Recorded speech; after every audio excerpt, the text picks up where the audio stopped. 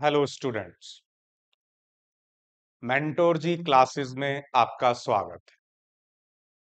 मैं विजय बायोलॉजी के नए लेक्चर के साथ फिर तैयार हूं। Chapter 5 class 10th life processes और हम शुरू करने वाले हैं ट्रांसपोर्टेशन का last topic lymph, another body fluid और you can say the part of blood. पिछली क्लास में हमने पढ़ा कि किस तरीके से आर्टरीज, वेन्स और कैपिलरीज एक दूसरे से डिफरेंट हैं। फिशेस में, एम्फीबियंस, रेप्टाइल्स में और मैमल्स, क्रोकोडाइल और बर्ड्स में किस तरीके से सर्कुलेशन डिफरेंट है, उसका फायदा नुकसान क्या है, ये सारा कुछ हमने लास्ट क्लास में डिस्कस किया। अब हम इस क्लास में शुरुआत करेंगे लिम्फ से। तो चलिए बच्चों शुरू करते हैं। लिम्फ बहुत ही इंपॉर्टेंट टॉपिक है बोर्ड एग्जाम के लिए। Let's start lymph.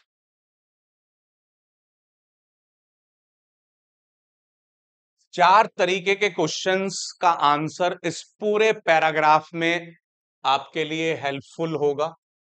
There are 4 questions. First is what is lymph. सबसे पहला क्वेश्चन है आपका कि लिम्फ होता क्या है। तो उसी की शुरुआत करते हैं। देखिए कि लिम्फ और टिश्यू फ्लूइड, इसको हम टिश्यू फ्लूइड भी कहते हैं। Another name of lymph is tissue fluid. So lymph is basically, देखिए, through the pores present in the walls of capillaries, some amount of plasma, proteins and blood cells escape into intracellular spaces in the tissue in the form of lymph or tissue fluid. So this is the answer of this question. ये question जो मैंने लिखा ये same इसका answer है। हमारे जो capillaries होती हैं उन कैपिलरीज के अंदर छोटे छोटे पोर्स होते हैं। उन पोर्स से कुछ plasma, small proteins, large proteins नहीं, स्मॉल प्रोटीन्स और ब्लड सेल्स में आरबीसीज नहीं, एस्केप इनटू इंटरसेलुलर स्पेसेस और उसे ही हम टिश्यू फ्लूइड नाम देते हैं। अब यहां पर आप ध्यान रखेंगे तो सिंपल आप इस तरीके से भी लिख सकते हैं कि लिम्फ और टिश्यू फ्लूइड इक्वल टू आपका blood minus large proteins plus RBC.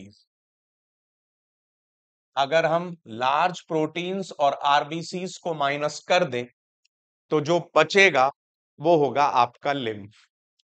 Next is second question. अब सेकंड क्वेश्चन की बात करते हैं।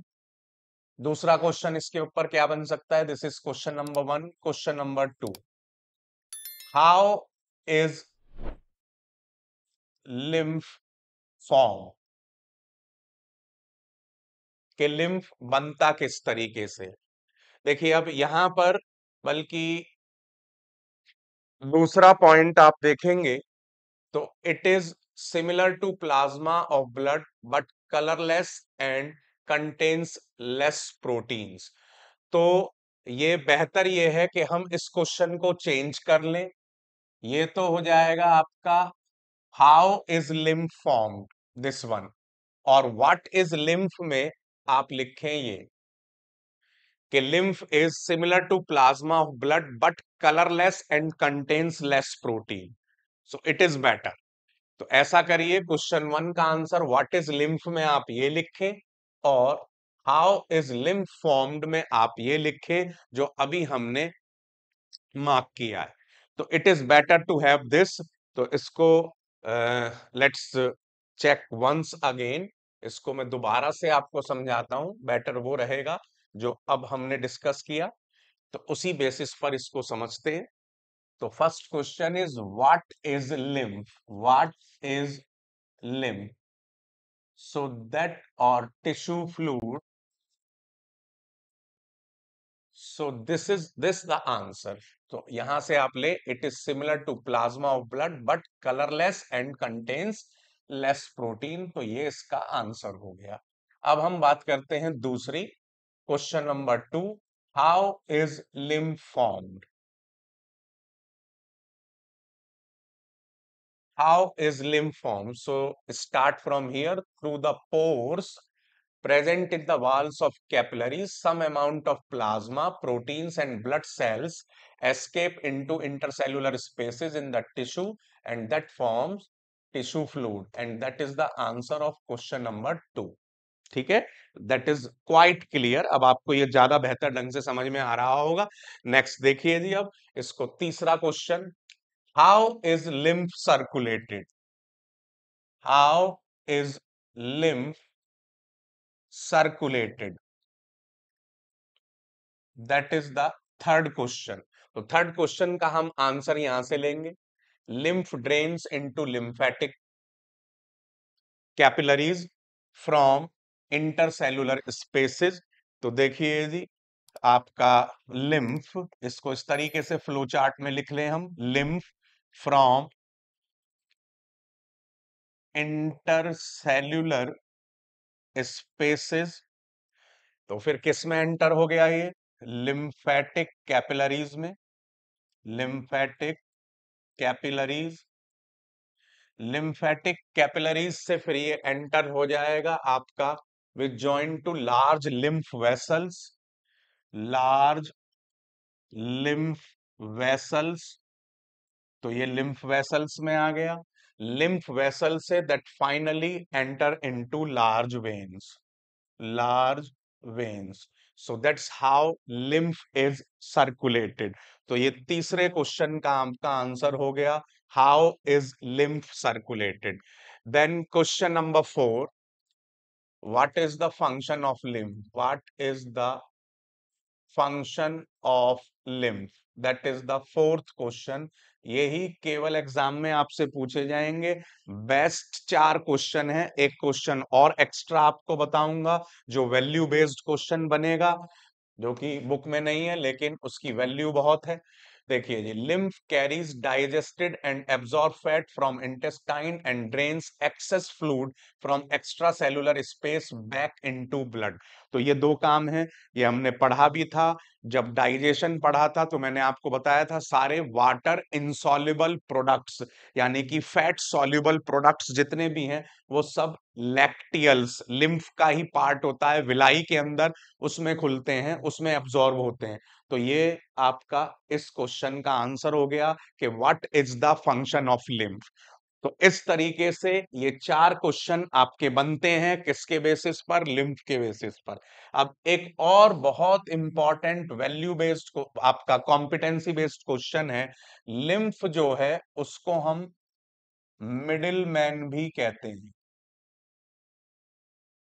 और इंटरमीडिएट। लिम्फ जो है मिडिल मैन की तरह वर्क करता है। कैसे मिडिल मैन की तरह वर्क करता है? देखिए, इस बात को समझिए, ये बहुत इंपॉर्टेंट क्वेश्चन है, ध्यान से इस चीज को समझिए। देखिए जी, ब्लड, लिम्फ और टिश्यू। लिम्फ जो है एक ब्रिज की तरह काम करता है आपका ब्लड और टिश्यू के बीच में। उसी चीज को हमें समझना है। जो भी ब्लड से ऑक्सीजन और न्यूट्रिएंट्स हैं वो डिफ्यूजन के थ्रू लिम्फ एब्जॉर्ब कर लेता है और उसे पास कर देता है टिश्यूज को। इसी तरीके से टिश्यूज से जितना भी CO2 और एक्सक्रीटरी प्रोडक्ट है, डिफ्यूजन के थ्रू वो एब्जॉर्ब कर लेता है लिम्फ और उसे पास कर देता है ब्लड को। तो इस तरीके से जो आपका लिम्फ है वो मिडिल मैन की तरह भी वर्क करता है, इंटरमीडिएट की तरह भी वर्क करता है और एक ब्रिज बनाता है आपका ब्लड और टिश्यू के बीच में। तो यहां पर ट्रांसपोर्टेशन से रिलेटेड हमारा सारा पोर्शन खत्म हो जाता है। अभी तक बच्चों हमने 3 मेजर टॉपिक्स डिस्कस कर लिए हैं। हमने पूरा का पूरा न्यूट्रिशन डिस्कस कर लिया, हमने पूरा रेस्पिरेशन डिस्कस कर लिया, और हमने ट्रांसपायरेशन का एक मेजर ट्रांसपोर्टेशन का एक मेजर टॉपिक डिस्कस कर लिया, जो कि हमने ह्यूमन में और लोअर ऑर्गेनिज्म में ट्रांसपोर्टेशन को डिस्कस किया। अब ट्रांसपोर्टेशन को डिस्कस करेंगे हम प्लांट्स के through. You can have the sharing of that. तो इसका आप इसको शेयर कर लीजिए। इसका क्यूआर कोड मैं आपको दे रहा हूं ताकि नोट्स के तौर पर ये आपके पास रहे, क्योंकि बच्चों पढ़ाता हर कोई है, लेकिन क्वेश्चन के साथ केवल मेंटोर जी पर आपको लगातार चीजें मिलती रहेंगी, आप कनेक्टेड रहेंगे। पढ़ाने में और कनेक्ट होने में बहुत बड़ा अंतर है। दुनिया पढ़ा रही है यूट्यूब पर, लेकिन हम आपसे कनेक्ट होने की कोशिश कर रहे हैं, और एग्जाम में क्वेश्चंस आते हैं, इसलिए क्वेश्चंस के साथ डील करना बहुत जरूरी है। मैं समझता हूं आपने क्यूआर कोड को एक्सेस कर लिया होगा। Let's move to next. आगे चलते हैं, आगे बढ़ते हैं और हमारे नए टॉपिक की बात करते हैं, and that is transportation in plants. Transportation in lower organism और ह्यूमन वो हम कर चुके हैं। अब बात करते हैं ट्रांसपोर्टेशन इन प्लांट्स। देखिए भाई, अब ट्रांसपोर्टेशन इन प्लांट्स, तो आपने 9th क्लास में पढ़ा था कि ट्रांसपोर्टेशन प्लांट्स के अंदर जो करता है उसका नाम है vascular tissue. And vascular tissue is none but the collective term for xylem and phloem. और आप जानते हैं कि जाइलम का क्या फंक्शन है? Xylem meant for transportation of water and minerals, and phloem transport food from leaves to other plant parts. Or here, water and minerals from roots to other plant parts. अब यही बात ये आपको कह रहे हैं कि how plants take in simple compound such as CO2 and photosynthesize energy stored in their chlorophyll containing organs, namely leaves.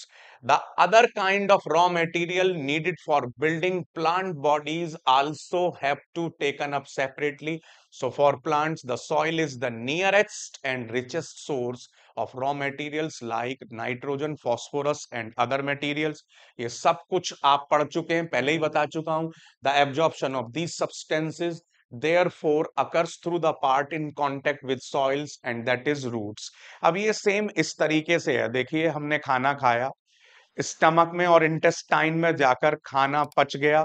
खाना पचने के बाद अगर वो विलाई के साथ मिक्स नहीं होगा तो वो कैसे बॉडी पार्ट्स तक पहुंचेगा? तो उसी तरीके से रूट्स ने वाटर और मिनरल्स को एब्जॉर्ब कर लिया, लेकिन अगर जाइलम नहीं होगा तो वो बाकी प्लांट पार्ट्स तक कैसे पहुंचेगा? तो यही बात ये आपको कह रहे हैं कि the absorption of these substances therefore occurs through the part in contact with the soil, namely roots. और इस तरीके से अब यहां पर एक बड़ी इंपॉर्टेंट पॉइंट डिस्कस कर रहे हैं। एक तो एक जनरल आइडिया मैंने आपको दिया इसका। अब यहां पर आप देखिए, that is a very important point कि if the distance between soil contacting organs and chlorophyll contacting organs are small, energy and raw material can easily diffuse to all parts of the plant body. ठीक है, तो यानी कि dispatch of dispatch or transport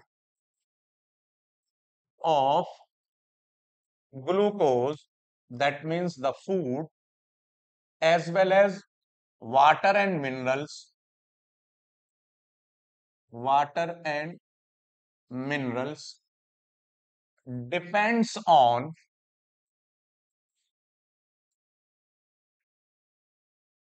distance.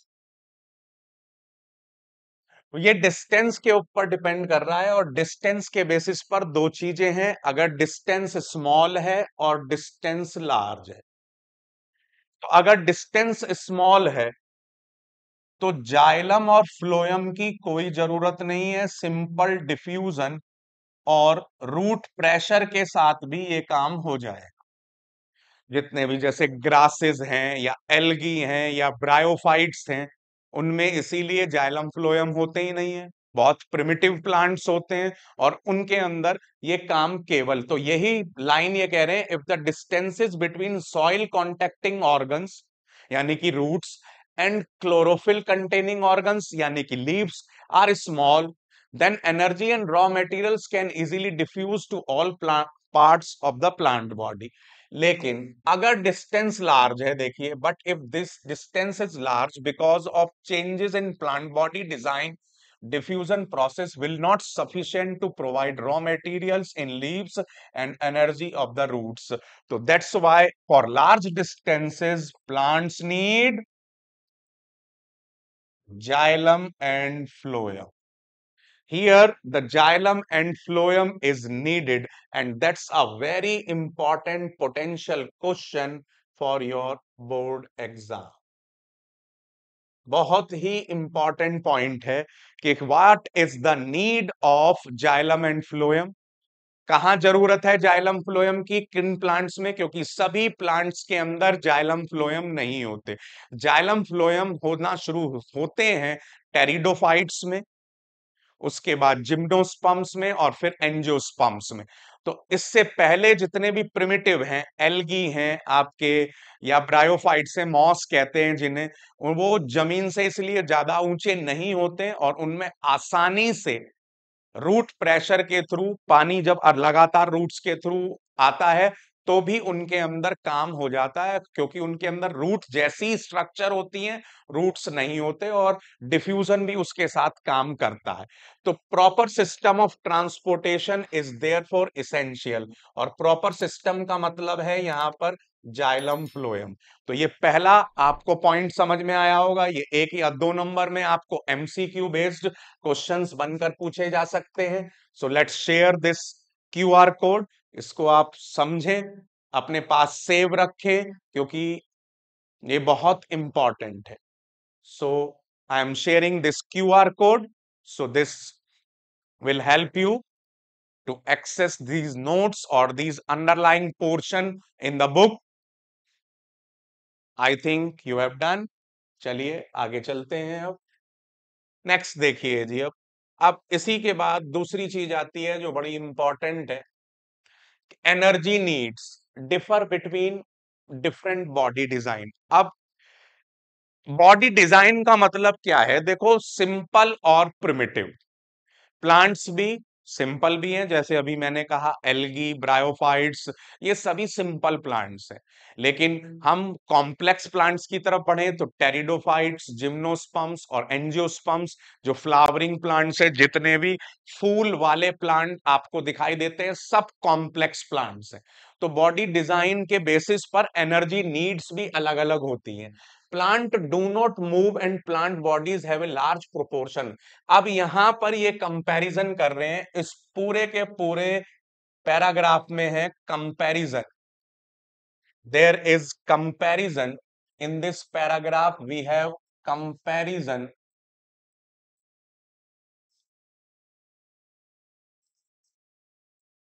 Of plants and animals on the basis of energy need. और ये फिर बहुत important आपके लिए बोर्ड एग्जाम के लिए, फिर 1 या 2 नंबर के लिए क्वेश्चन डेवलप हो सकता है। तो देखिए क्या कहना चाह रहे हैं ये। देखिए एनर्जी नीड्स डिफर, पहली बात तो आ गई, बॉडी डिजाइन के ऊपर एनर्जी नीड डिफर करती है। हमारी बॉडी डिजाइन यानी कि एनिमल्स की बॉडी डिजाइन प्लांट की बॉडी डिजाइन से डिफर करती है। नेक्स्ट, दूसरी बात जो इंपॉर्टेंट चीज है वो ये कह रहे हैं कि plants do not move and plant bodies have a large proportion of dead cells in many tissue. अब प्लांट्स के साथ जो चीज है वो दो पार्ट चीजें हो गए, एक तो प्लांट्स डोंट मूव, और दूसरा पॉइंट ये हो गया प्लांट्स के अंदर के plants have many dead cells in many portion of tissue.